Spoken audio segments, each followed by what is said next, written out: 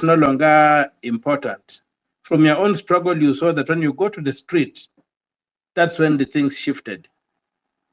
Even the president coming on the X space was a result of what you did on the street. When you stormed the parliament, there was an uprising across the country. If you had done that on social media, nobody would have taken attention.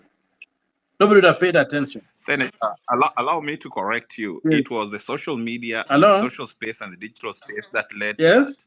So Just repeat somebody, I missed you. You said allow me. Okay, Senator, just continue. Catch kindly. If you want to speak, you'll raise up your hand. Please, let us have decorum and order. So Senator, we continue. must look at some foundational stages.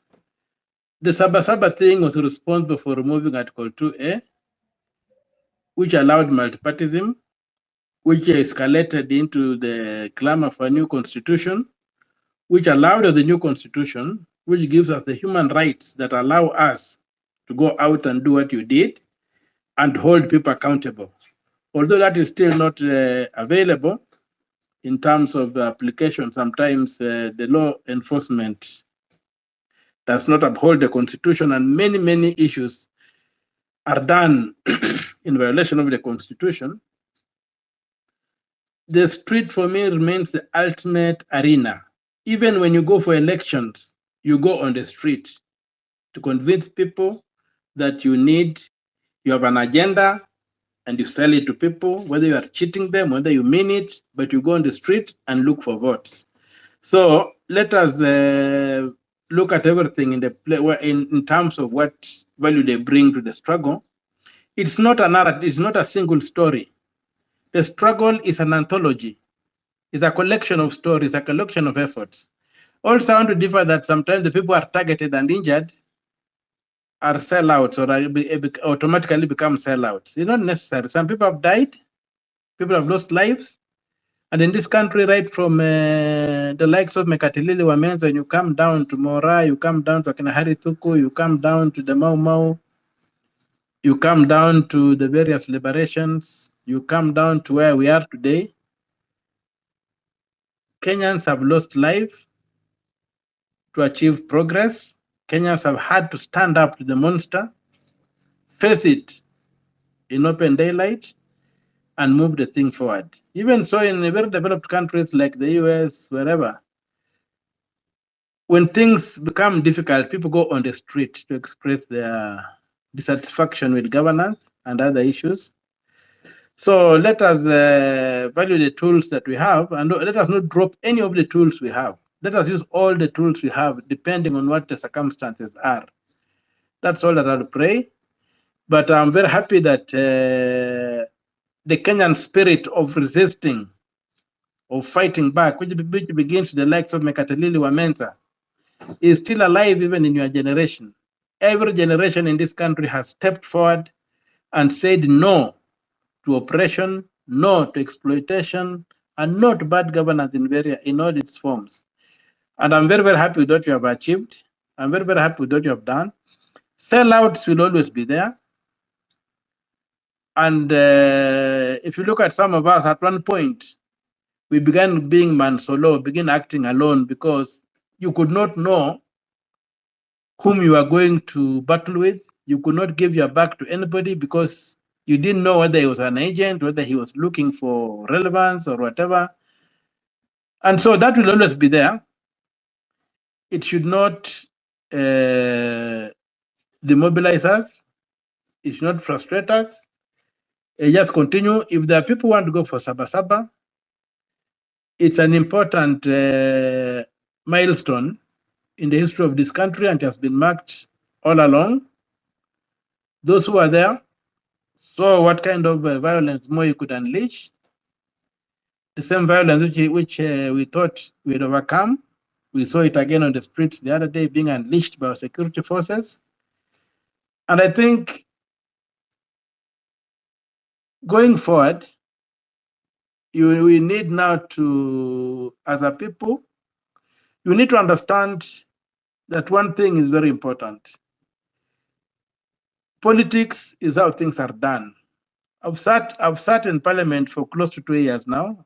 I've always, all along I've been, I have not been able to enter parliament. And it's a space that needs to be occupied in terms of not protesting. As a protester, I protested, we brought those pigs, even the word MPigs, we are the ones who coined it with the Kinabodi Mwangi. But now you come to get inside and realize that you need more people with conviction inside parliament than we have today. Because parliament is a very powerful tool, but when it lands in the hands of people who are just self-seekers, who have no convictions, who have nothing to stand out with, it becomes a problem. When you come back to the finance bill, I began fighting the finance bill in 2018. I filed a petition number 253 of 2018. At that time, I don't know those who remember, but there was a time in this country when goods could disappear around budget reading time. Because as soon as the minister read the finance bill, it was not as soon as the minister read the finance bill, it would take effect immediately without an input of parliament. And there was something called the Provisional Collection of Taxes Act, which allowed that to happen. That then parliament would come back later, sometime in September, October, to rubber stamp what the executive had done. I went to court to challenge that kind of arrangement whereby the executive was taxing Kenyans without the input of the legislature. Remember the Boston Tea Party? Remember the Boston Tea Party, where the clarion call was that there was no taxation without representation. So it's the representatives who really tax. It's parliamentarians who tax. The executive only proposes, and the legislature does the taxation, because the budget is an act of parliament called an appropriation act, which must be introduced in parliament, approved by parliament, and signed into law by the president. It's parliament which ultimately taxes Kenyans. The executive only proposes. So when the finance bill was being enacted without Kenyans, without representatives taking charge, the executive was basically taxing people without representation. And so the court agreed with me. It quashed that thing and required that the finance bill must be tabled in parliament in a certain period, be subjected to public participation, and be approved. And that's how now we realize we are now where we are today, that you have had a chance to engage with the finance bill and fight it. Last year when I went to court to challenge the finance bill, not many people understood what I was doing. Not many people came up. But I'm happy with what the media did, what people on social media have done with this particular finance bill, and got the entire population of Kenya to understand that they were being scammed, that they were being robbed. And so going forward, we need to use this space, as you have it, to escalate our protest, to include professional interventions in sectors that are hurting us. We have a beautiful constitution, which we need to implement. And for me, one of the areas of implementing this constitution is by reviewing our legal framework. There are very many laws that are being applied on Kenyans, which are against the Constitution of Kenya, 2010, and need to be looked at and corrected. And if people would volunteer and engage in that space and say, okay, these are the laws of Kenya, how do they compare to the Constitution, and ferret out and expose those which are unconstitutional, we'll be very grateful. We need to look at our loans that have been borrowed. I've seen the president has put up this task force, which is unconstitutional, to say that it's going to look at the various things. We need to reject those kind of things and insist that things are done. Let the Auditor General tell us, first of all, why she has not been auditing the budget all this time, yet the Constitution requires that auditing the public debts. The Constitution requires that to be done. If you look at the report of the Auditor General, an average report of the Auditor General, it's basically PR. Although occasionally you get some complaint about this and that, but largely it's PR. When I engaged with when I go to the Senate and I had the opportunity to formally engage with the Auditor General's reports from across the country, and especially from Busia, knowing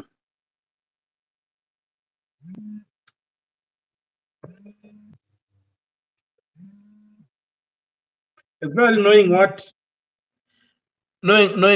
what is happening on the ground in Busia, and you look at the Auditor General's report, you just say this are somebody doing PR. Then you wonder why we have this kind of stuff. So when you look at the rot in the counties, you look at the rot wherever, you got the EACC, they hardly take any action that is meaningful. You saw the bad thing is the epitome of that kind of behavior that they have. You get the DPP when you had the NYS scandals, money was lost through budgeted corruption.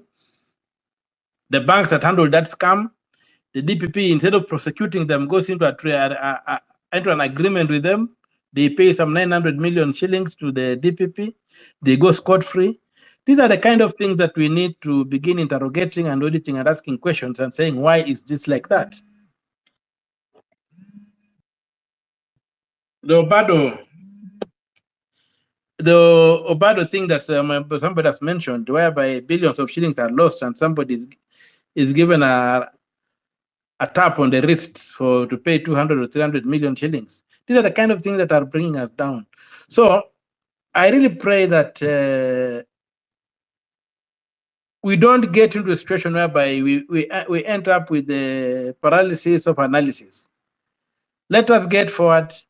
Let us occupy every space. Let us use every opportunity that exists to go forward.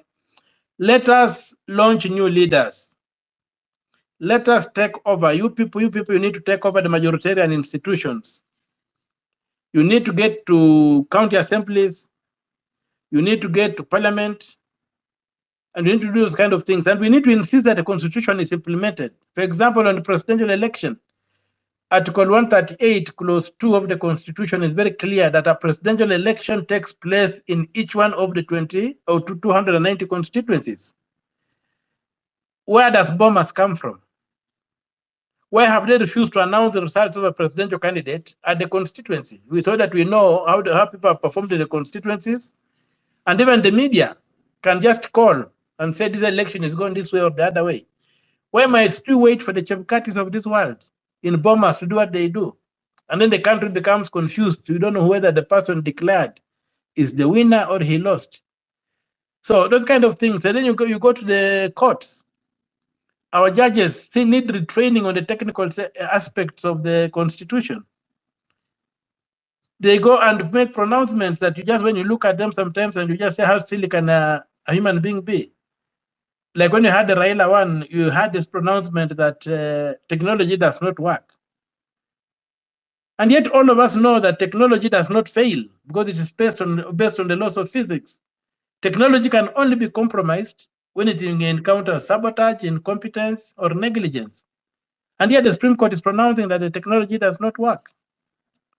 So when you go to the architecture of elections, you find that the elections are supposed to be digital. You are told that the elections must be simple, accurate, verifiable, and prompt. Verifiable by who? By the voter. Look at countries which have gone digital, like Brazil. You are given a serial number, you can track your vote after voting, and you know that your vote was counted so and so. Here we are in the digital spaces. We have my M-Pesa, I've got all these things, but characters want to still do elections in the manual way.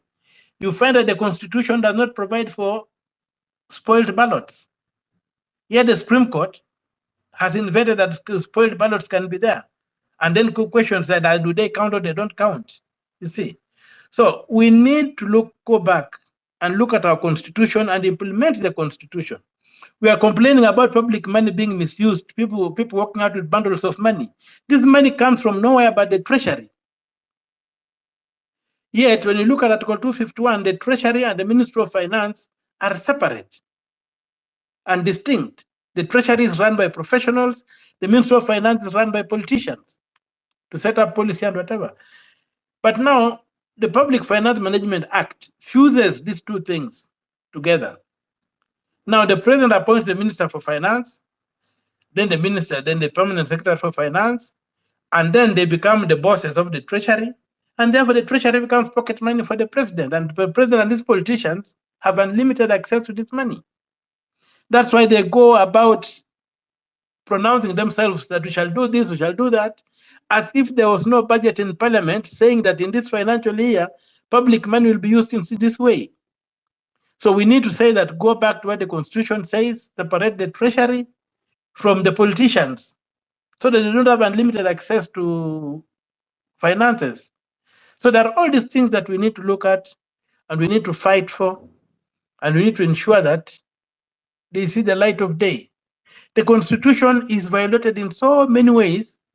That's why we are having this problem. Some do no good and then come up say that they want to amend the constitution, they want to do whatever. There's no problem with the law. The problem is with the human beings who refuse to obey the law. And every time we have got a problem, people tend to look to the law that we want to amend this one. No, the constitution is okay. Let us implement it. Let us make all the laws of Kenya aligned to it. And I'm telling you, we shall be able to move this country forward. We shall be able to achieve what is supposed to achieve. Court orders being disobeyed. I've won 3 cases against the state saying that boards of parastatals must be filled competitively so that people who have the competencies in the area and who are best suited for the place can be given the jobs. What do you have? They have disobeyed those orders. They are still appointing. People have failed in elections. They handpick relatives, friends, and dump them on the boards. If you go to any board in this country today of a parastatal, none of them is professional. The MDs have a problem. They have to keep on giving these people trips. They have to give them all manner of allowances. They have to allow them to make all manner of tenders and contracts. And so you find a situation whereby parastatals, whose initial conceptualization was to create a developmental state. A developmental state, which means that state that develops people to a point where they can then take off. Like the developmental states that pushed the Asian tigers, that have pushed Turkey to be able to be where they are today. These parastatals of ours became undermined right from independence in 1963. So they have not been able to deliver. You have got orders saying that don't do this, the president is doing it. You have got court orders, don't employ these chief administrative secretaries because it's unconstitutional. You cannot have anybody between the cabinet secretary and the PS. The courts have pronounced it in 2 of my cases, one by Matindi. These pronouncements are there. They are disobeyed. Now these people are sitting in offices. They are being paid through cash because they carry money from the treasury the way they want. Then they pay through cash. So this kind of situation whereby we are unable to implement the constitution is what we should really look at and say, bottom line, let us implement this constitution to the letter. And when we implement the constitution, we shall be beginning a journey towards a destination that Kenyans wished for themselves. Look at our national anthem. In the early 60s, look at the aspirations that Kenyans had. Why are we not able to achieve the blueprint that is in the national anthem? Why is justice not our shield and defender? Why is this country not a land of prosperity? Why are we poorer than we were a few years ago? Why are our young people unable even to access legitimate sex? They cannot marry because they cannot keep wives and husbands. Why? So these are the things that we must look at, and we must confront them, and we must do whatever it takes. Let us throw the kitchen sink at them. Let us demand, not get away from the demand that Ruto must vacate office with this administration and we get a new beginning. Let us not waver from this particular clear deliverables. Let us talk to them as they talk on the spaces. For those of our people who get compromised, that's up to them. Everybody has a melting point. But I know people in this country who have stood up to the challenges, who have fought the good fight, and they still have conviction. But you people have better tools than we had. You people can call each other out without going through KBC. You don't need to be covered by the nation media. You can mobilize, you can organize. And please mobilize, organize, get registered as voters. As we've pushed that the ID should be used as a voting device, before we get there, get registered as voters so that you can choose the next crop of politicians. Because ultimately, politics is how things are done. Politicians are those who make decisions that affect all of us. And as Plato said, if good people don't engage in politics, they leave room for bad people to govern them. So I would really urge you young people to begin organizing among yourselves and see whom do we put where. But also you have seen young people who have been elected and they become vultures, worse than the old hyenas. So let us be able to vet our people. We know each other. You know somebody, if somebody is doing something for cash, it's very easy to tell. If somebody is doing something for conviction, it's also easy to tell. Let us have conviction. Let us also manage our lifestyle. Sometimes why people fall for these things is the kind of lifestyles they have. You get some little money, you buy a very big car, you can't run it, you must be corrupt, you must do all these funny things. And go back to the Bible. Look at the qualities of people who achieve in the struggles. Look at David. I always look at David and Goliath. David was a person of extreme faith. David was a person of great skill in terms of his sling and stuff. And David had integrity. So let us look at beyond integrity, let us look at the skills that are available. You have talked about education. Education must not remain for the rich. Kenya has got enough wealth to make education from nursery school to graduate to the first degree to be taxpayer funded. I don't use the word free. Free education is not like free education. A taxpayer funded education can be realized in this country. There's no reason why MPs should be given so much money in terms of bursary, governors bursary, MCS bursary, who bursary. Why? Those monies are the people which have bribed politicians and compromised them. So let us take that money away from individuals. Let politicians who are in the legislature legislate and oversight and appropriate and represent. They should not execute. Let those who are elected to be executors execute under the supervision of legislators, because this illicit money, they become slush funds, are the problem of this country. We are wasting so much money, we are losing so much money, and we are not able to govern this country the way it is supposed to be governed. Some courses are useless. Who said that divinity is useless? Who? All courses are important. Let us give the people a chance to study everything that they can study on earth.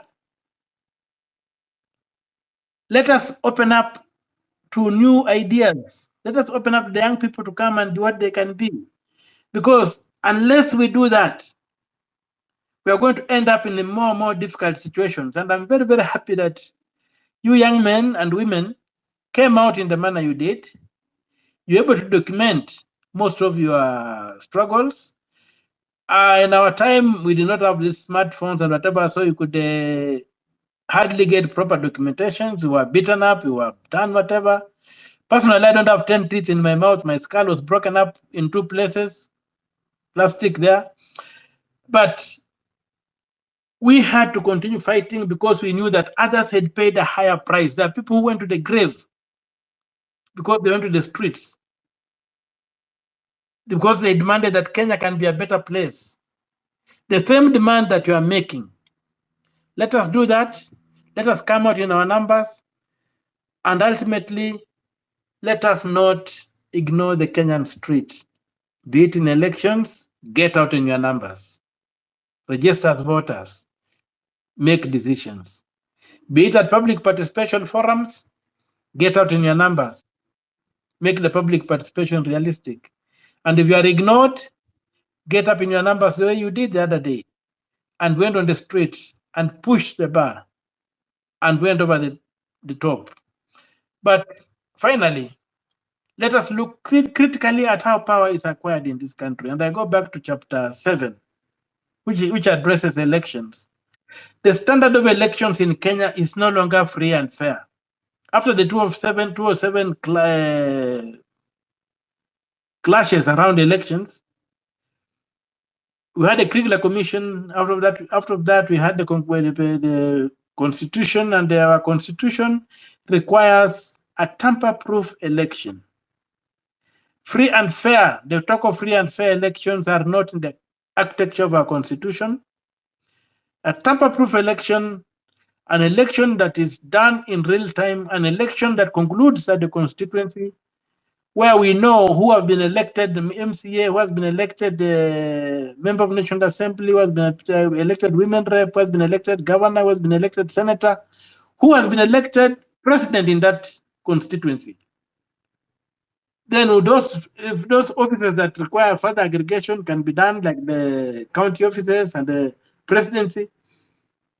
But taking coming up with bombers should never happen. Bombers should never happen. Let us have the digital election that is anticipated.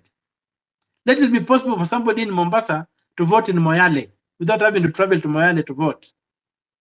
Let it be possible to have our results announced within minutes.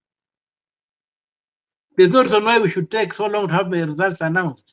If things are done digitally, it will be instant. And the good thing with the digital platforms is that even if they are compromised and somebody puts an algorithm which can corrupt things, those who know how to look at these gadgets will just simply look in a matter of moments and say there was this thing which was interfering with the results. Remove the algorithm and the correct results come. So let us go digital. We have gone digital in money. We transact billions of shillings every day in this country digitally. There is no reason why the politicians are blocking us from having digital elections in this country where the cream can rise to the top. What we are having right now, the cream cannot rise to the top. Only rubbish rises to the top. And in very, very rare occasions, do you get the cream rising to the top. And that's the crisis we have. The crisis of representation. We shall only cure that crisis of representation when we embrace digital elections that will be able to make it impossible for human hands to interfere and go scot-free. So I pen off by saying thank you very much. I'll continue listening. I usually listen in these groups, sometimes through friends' notes, but you people are making a lot of progress. Don't be discouraged. Don't be discouraged. The struggle is not a walk in the park. Even if you remain a single person, go ahead. When I fought for the National Theatre in 1994, everybody feared. I made a demonstration that I was alone. I made a one-man demo along the streets of Nairobi. I was arrested. I was locked up. I came out through a hunger strike. So let us not worry about the numbers. Even if just one person comes out, that's important. So thank you very much. Thank you very much. Continue the struggle. Alusha continua. We are all together. Personally, I'm ready to be led by these young people. And the visions you have are visions some of us may not even understand, because you have grown up in a totally different environment. You've had an education that is largely broader than some of us have had. And personally, I'm ready to be led by you guys. And let us get it done. We want our country back. Please, Gen Z, the millennials, help us get it back. In every generation, it's the youth who go to war. Even in Ukraine right now, it's the young people, the Gen Zs and the millennials who are on the front line fighting Russia. So get us out of Babylon, get us back to the promised land. Thank you very much.